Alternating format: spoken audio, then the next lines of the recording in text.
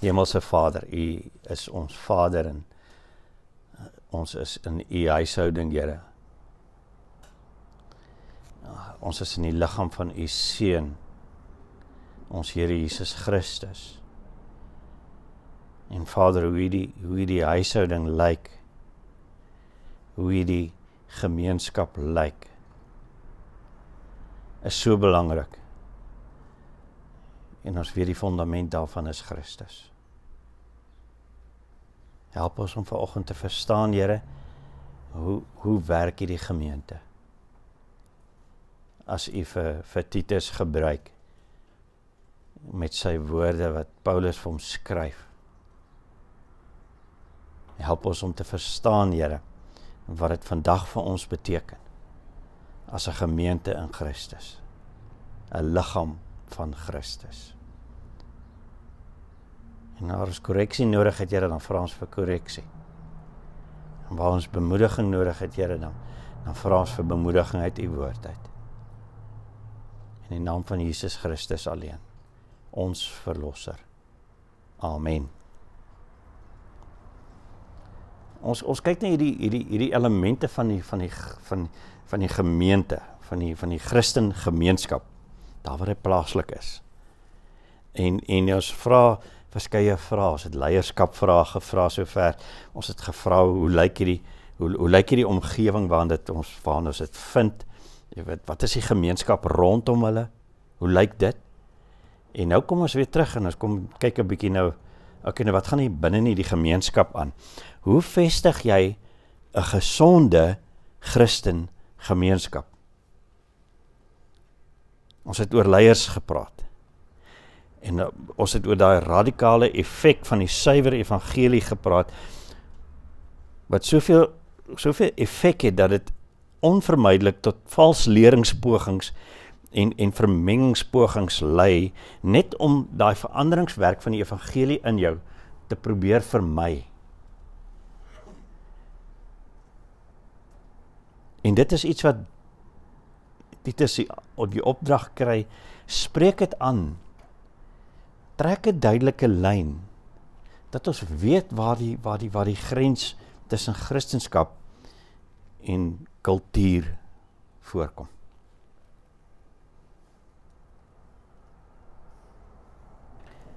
Maar wat vind binne in so 'n gemeenskap plaas, so 'n Christen gemeenskap plaas?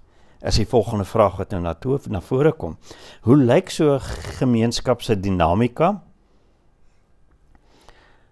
Veral as hulle nog 'n jong gemeente is. Ons is nog 'n jong gemeente, so dit is baie relevant vir ons. Is dit 'n passiewe proses wat daar net lê, as die lede is daar en die leier gee en ons ontvang en ons gaan huis toe? En elkeen moet maar net sy plek ken. Hoe maak ons dat die evangelie 'n nuwe lewe wys in elkeen van ons? En in hierdie groep wat saam is, wat die Here saam sit. En dat dit nie net nog 'n godsdiens of 'n filosofie of 'n rolbalklap is nie.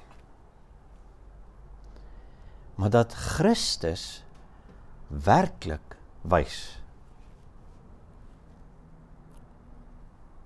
Nou ons mag dalk lag daaroor. Maar dit is daadwerklik 'n diep bekommernis vir die kerk. Veral vandag. Daar's soveel gemeentes wat sit en daar is net, die leiers is aktief en die gemeente ontvang en ons gaan elke huis toe en ons doen wat ons wil die week. Is ware evangelie lewe en samesyn en groei werklik sigbaar in die gemeenskap van die heiliges? Nou, dis nou soos 'n Afrikaner in sy potjie. Jy krap nie in 'n Afrikaner se potjie nie, dis nou Saterdag potjie, né? Jy krap nie in sy potjie nie, jy lig nie eens die deksel op nie.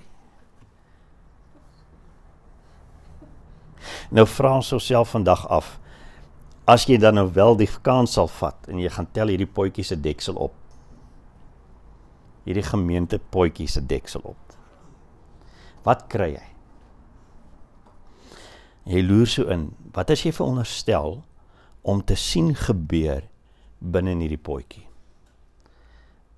En dit is wat ons vandag leer uit Titus 2 vers 1 tot vers 10. Kom ons lees dit saam. Titus 2 vers 1 tot 10. Vers 1. Maar jy, verkondig jy wat pas by die gesonde leer. Ouermans moet nugter wees, waardig, verstandig, gesond in geloof, liefde en standvastigheid. Net so moet ouer vroue se optrede wees soos dit heiliges betaam.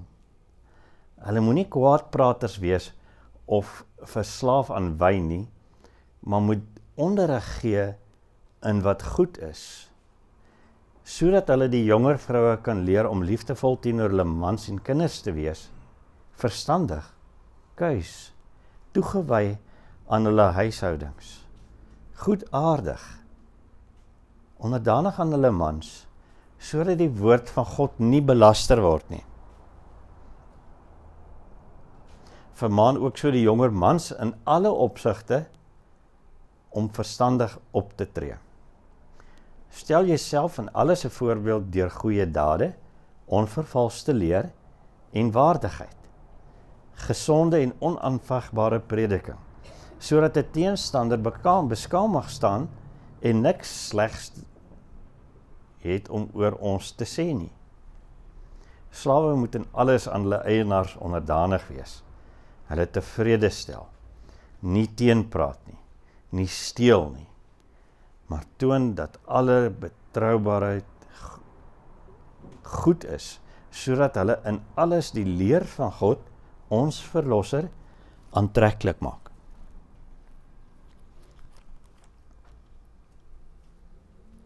Ons het nou al in ons eerste gesprek oor die gemeente self, waar ons oor die leiers gepraat het ons seker goed gesien.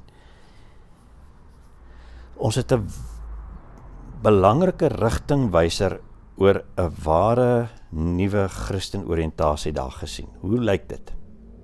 Want die leiers moet dit wys. En ons het gesien, ons het nuwe karakter, 'n nuwe unieke karakter, wat jou onderskei in Christus gesien. En ons het 'n nuwe sin van verantwoordelike leefstyl in Christus se kenmerke gesien. En ons het 'n nuwe gesindheid oor die alleenreg van die woorde van Christus in jou lewe. Dit het ons gesien. Hy is God en jy is onder sy nuwe gesag. Dis 'n nuwe gesag in jou lewe. Dit was vir die leiers so uitgespel. En nou as ons na die gewone mense in die gemeente kyk, dan sien ons iets baie soortgelyk. Dit is basies dieselfde patrone wat gewys word. En daarom moet ons onmiddellik oplet dat die gemeente se leiers en die gemeente se mense dieselfde basis het. Daar word nie onderskeide getref nie. En die heel eerste beginsel wat vasgelê word in vers 1 is Titus se eie verantwoordelikheid. Verkondig jy wat pas by die gesonde leer. En nou hier sien ons dan in die 33 en die 53 vertaling gebruik die woord eerder spreek. Spreek jy wat pas by die gesonde leer. En dit is 'n belangrike, ek dink nogal, dit is met goeie rede dat dit gedoen word, want dit maak die deur oop vir die proses wat in die gemeente plaasvind. Eerder as wat dit net 'n amptelike preekproses is. Dit maak hy deur oop, waar jy sien daar is 'n deelnemende geloofsgroei en verandering wat onder almal plaasvind.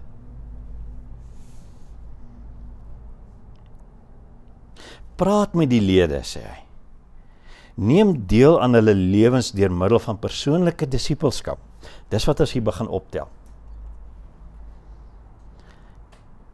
En laat hulle deelneem op dieselfde basis. En as jy so deur die lysie kyk, dan is dit presies wat hier voorgestel is. Ons neem deel aan mekaar se lewens.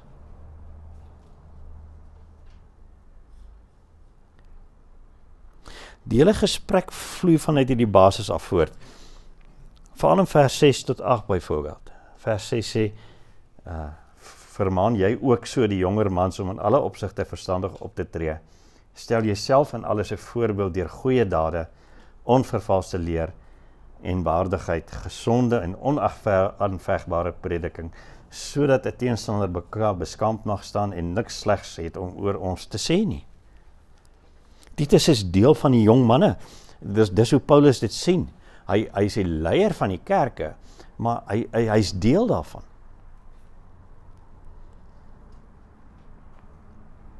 En hy is deel van daai jong manne om hulle deur disippelskap te lei in sy voorbeeld en in sy suiwere instruksie, waaraan hulle moet deelneem.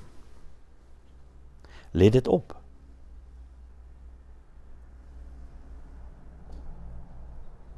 Hulle is die volgende generasie van leiers, wat nou ag moet slaan op hulle verstaan en in die voorbeeld van die evangelie wat aan hulle gegee word, deur Titus, 'n jong man.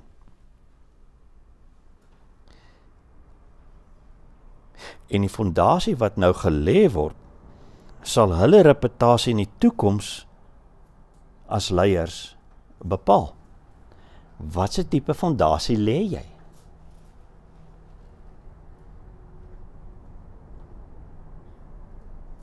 Veral die ouer mans of die geestelike volwasse mans, eintlik is dit waaroor ons praat hier, as jy sê ouer mans, as dit die geestelike volwasse mans, val onder hierdie selfde disippelskap model in vers 2. Ouer manne moet nugter wees, waardig, verstandig, gesond in geloof, liefde en standvastigheid, en is 'n opsomming van wat van die leiers verwag word.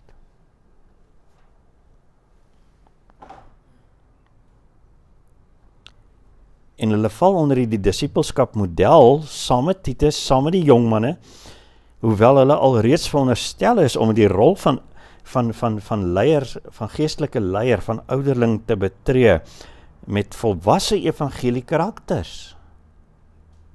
Hulle is veronderstel om dit klaar te wys. En dis hoekom Titus moet ouderlinge aanstel.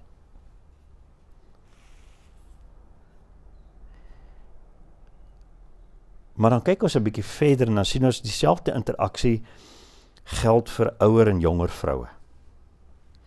Waar daar die oordrag van voorbeeld en van kennis plaasvind oor hoe hulle funksioneer onder die evangeliese invloed.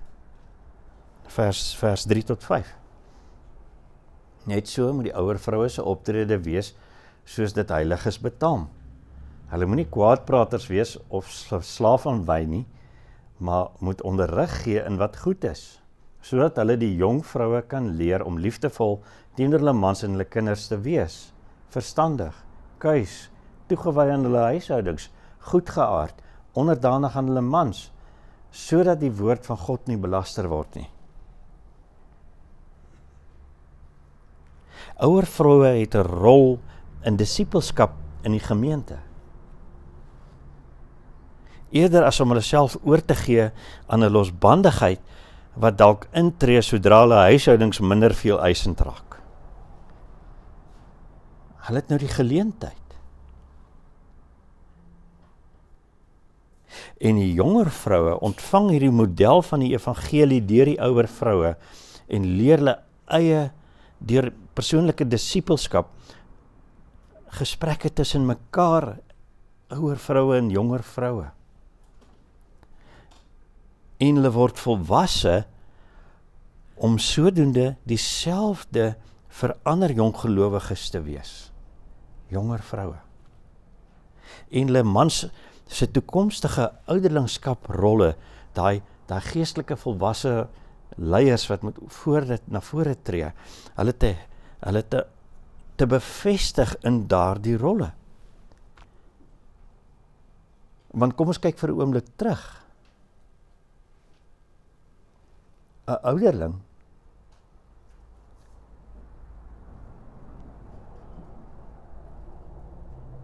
moet wees iemand wat onberispelik is, 'n man met een vrou en gelowige kinders. Ons het gesê dat gelowige kinders is gehoorsame kinders, is nie dat hulle alreeds Christene noodwendig is nie. Een wat nie losbandige gedrag beskuldig kan word nie. En weet jy wat? Sy vrou bevestig dit in hom.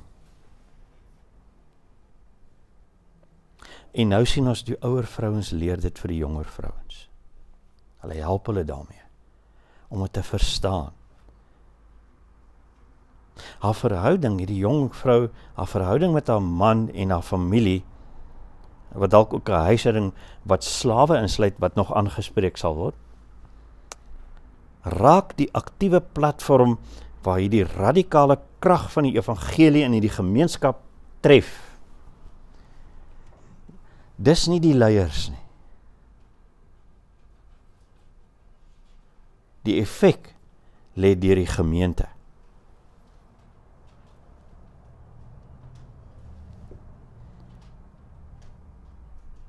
En kom ons wees eerlik, wat help dit 'n man om oor die evangeliese krag te praat, oor die evangeliese krag tot verandering, as sy vrou die teenoorgestelde waardes wys? Hoe kan jy met gesag praat?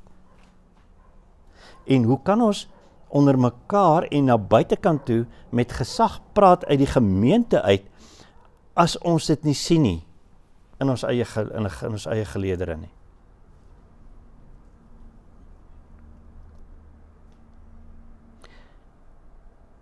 Selfs die slawe in die gemeente word nie in hierdie opsig afgeskeep nie, vers 9 en vers 10.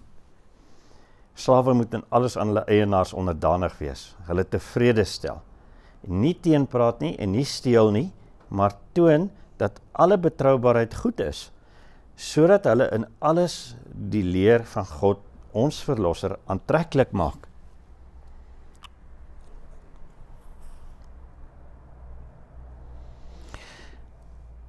Een lewe wat bitter min persoonlike voordeel inhou. Slaaf. Jy word besit.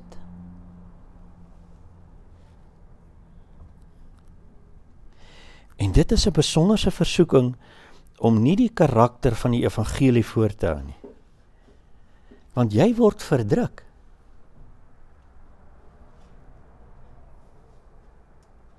En dit is juis daai versoeking waarteen die slaaf moet oplet.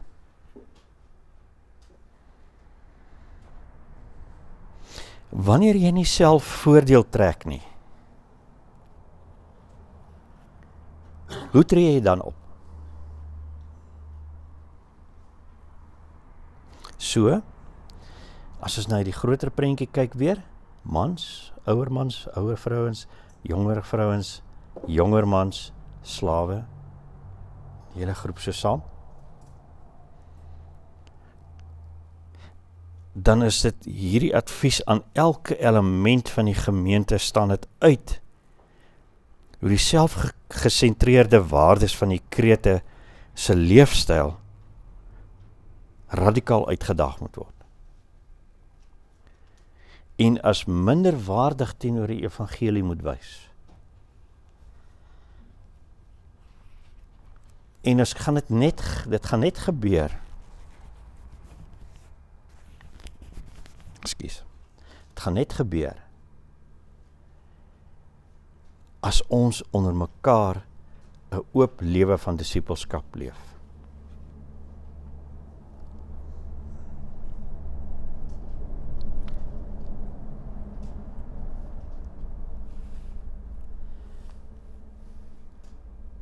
En ons kan onsself die vraag afvra. Is Titus hier besig om net aan elkeen in die gemeente elke groep te leer en nou dan gaan hulle aan?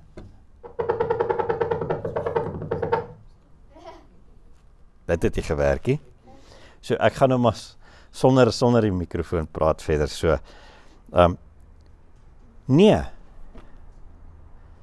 Word ons in groepies so skape opgedeel en gedokter op ons maniere wat ons moet gedokter word? Nee. Die evangelie is nooit so oppervlakkig nie. So wat sien ons in ons oorhoofse evangelie invloede wat hier so sigbaar word deur Titus se instruksie wat Paulus gee? Ons kan gou na 3 goed kyk. Eerstens, wat se tipe omgewing skep die evangelie? Kom ons kyk na die kultuuromgewing rondom die gemeente vir 'n oomblik. Wat gaan rondom die gemeente aan? In Plato se tyd is hy het hierdie onderskeid gemaak. Die Griekse wysheid wat hy die model voor was, het onderskei tussen mans en die res. Daar was hierdie selfaktualiserende publieke beeld van mans en die vrouens en die kinders is buite die publieke oog, stel nie eintlik belang in hulle nie, maar hulle kan maar aangaan. Waar hulle self dan aan allerhande toegeeflikhede kan oorgee soos lui wees, drank, rondslaap met die mans wat besig is om hulle self te aktualiseer. Hierdie beelde voor te hou van hoe kanker hulle vrouens. Dis hoe die krete gelyk het. OK. Koes gou. Want het ek nie nou maar net die klassieke westerse Afrikaanse kultuur beskryf nie. Van mans wat hulle self aktualiseer en vrouens en kinders kan maar net in die agtergrond aangaan soos wat hulle wil.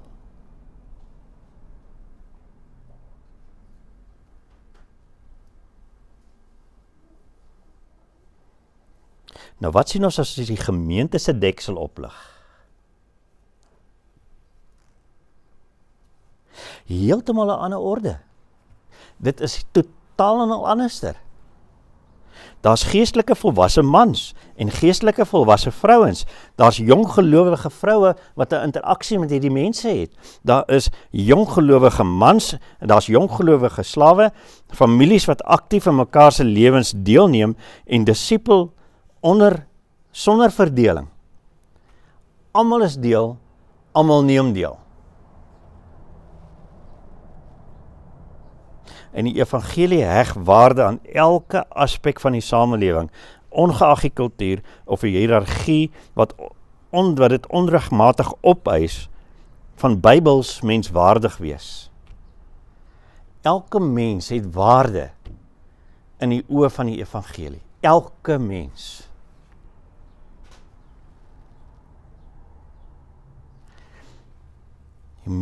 Die evangelie maak elkeen menswaardig op God se manier, God se terme. Binne elke verhouding, binne in die gemeente.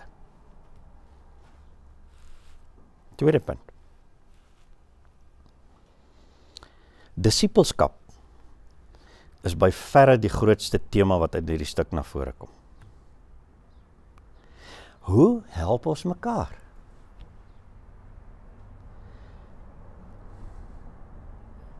Ons moet mekaar help om die evangelie te verstaan, om die evangelie te ervaar en daarin as gelowiges tot 'n ware getuienis in Christus te groei. En van ons het verder gevorder, van ons het nu nog nie so ver gevorder nie en ons help mekaar.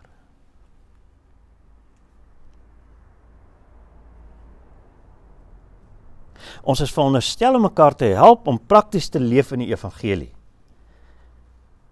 Dis ons verantwoordelikheid. En daarvoor het ons die spesialiste nodig. Ons het nie sielkundiges nodig nie. Ons moet mekaar self kan help en dit verg moeite. Want jy moet belangstel in iemand anders. Moeite om jouself te oorkom en te groei sodat die gemeente dit kan sien en ook deur jou moeite wat jy self dan doen om ander te help sodat hulle kan groei en oorkom. En dit bring ons by die derde punt uit.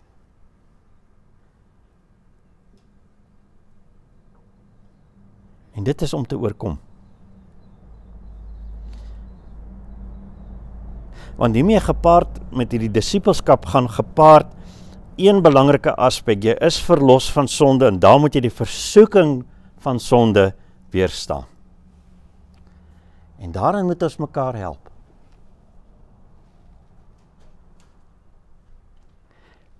Herhaaldelik kry jy hierdie woorde soos gesonde leer, vers 1, en gesond word in geloof, gesond in geloof wees, vers 2, om verstandig te wees, vers 2, vers 4 en vers 6, om betroubaar te wees, vers 10, soos dit die heiliges betaam, vers 3, sodat die woord van God nie belaster word nie, vers 5, en die leer van God ons verlosser aantreklik kan wees, vers 10. En ons as 'n gemeenskap het nodig om mekaar daarmee te help, om daai sondepatrone wat dit afbreek, te weerstaan. En dit beteken net een ding, jy weerstaan nie versoeking om 'n leefstyl te wys waarvan jy nie praat nie. Kom ek sê dit weer, dit klink weird gestel, maar dit is doelbewus so. Ek het dit so gaan skryf. Dit beteken een ding, jy weerstaan die versoeking om 'n leefstyl te wys waarvan jy nie praat nie. Hoor jy wat ek sê? Die Engels het gesegde, your actions speak louder than your words.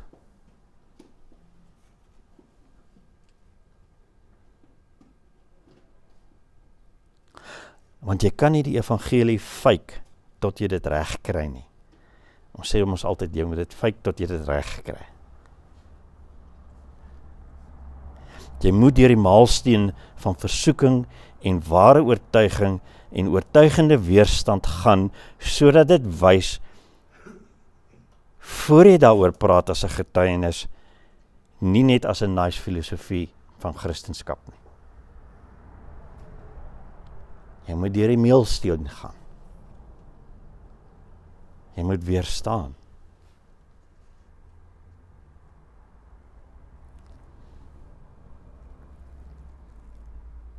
Dit is die enigste manier waarop jy die evangelie aanloklik gaan maak vir die wat om jou leef, binne en buite die gemeente. Dis al wanneer die evangelie wys, is as ek en jy deur die meelsteen gaan. So, kan ons maar ons eie potjie se deksel oplig? Ek sal niemand embarrass nie, ek beloof. Wat of wie eerder, as ons nou daai deksel so opgelig het? Wie dryf langs jou? Is daar 'n vrye beweging van almal in en uit jou geestelike invloedsfeer? Of hou ons osself een kant, die kant, een kant, daai kant, een kant, daai kant? Kan enigiemand uit die gemeente jou met vrymoedigheid nader en vir jou vra, hoe gaan dit met jou geestelik vandag? Ons het laasweek gepraat, jy sukkel hiermee. Ervaar jy groei? Of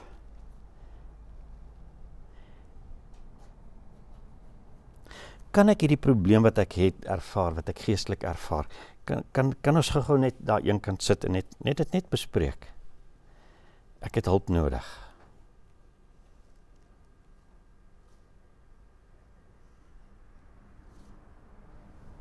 Hoe gaan ek dit in die evangelie hanteer? Help my daarmee.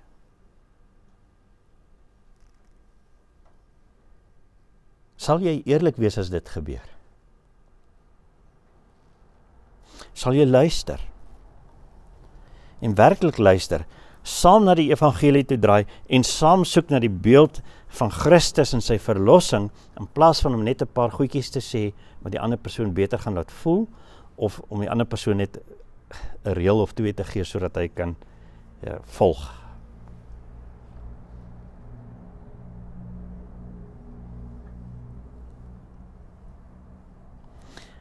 Wat behels jou geestelike invloed in die gemeente? Kan iemand vreemds dit onderskei van hoe dit in die wêreld lyk teenoor hoe dit in die gemeente lyk? Kan iemand vreemds wat instap dit onderskei? Is jou invloed 'n verfrissende rol van God se goedheid soos in die eenvoud van die evangelie vervat is, of ryk ons potjies so half skoon gemaakte afval?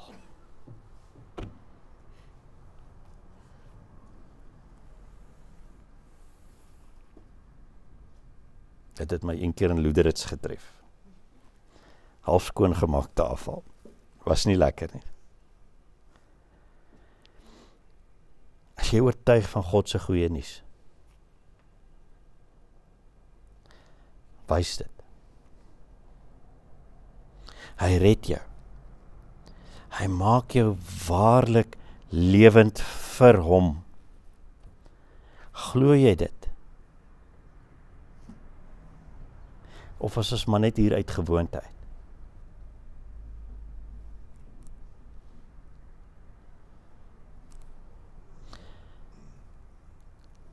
Wat vorm ons potjie se kultuur, sy eie kultuur? Neem ek en jy deel aan mekaar se lewens, van bo tot onder in ons pot.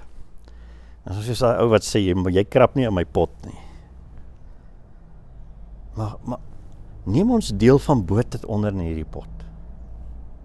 Die kinders, die groot mense, die families, die enkellopendes. Neem ons deel. Sodat die daaglikse versoekings van elkeen van hierdie tipe mens, elkeen van hulle individueel, uniek aan sy eie, oorkom kan word, deurdat ons mekaar daarmee help.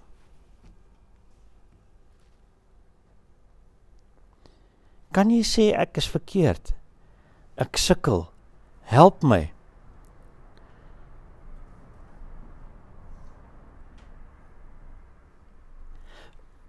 Of gaan ons net reëls voorstel?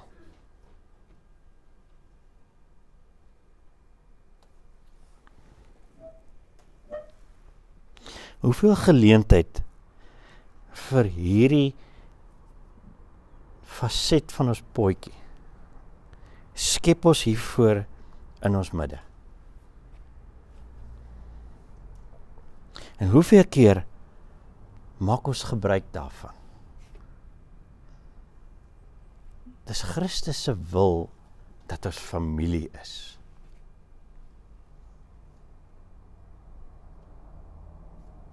Die mense rondom ons in ons midde en rondom ons in die samelewing moet die evangeliese werk in ons sien. In ons almal. Anders, hoe kan hulle aanneem dat dit werk? Dat dit krag het?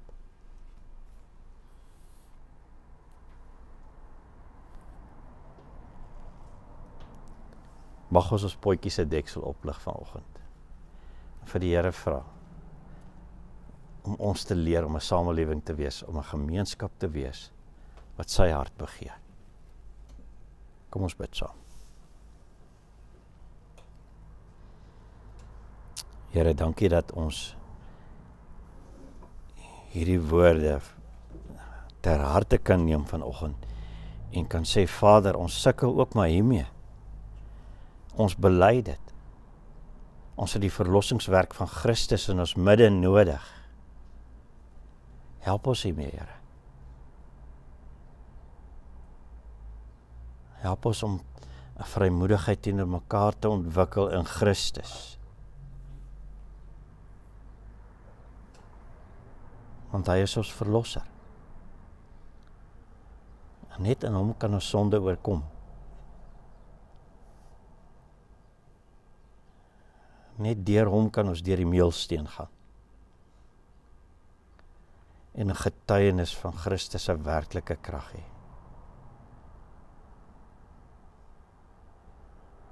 Verander ons lewens, Here, sodat ons ander se lewens kan affekteer en verandering kan sien in U. In die naam van Jesus Christus alleen, ons verlosser, die een wat ons vooruit gegaan het deur hierdie proses. Amen.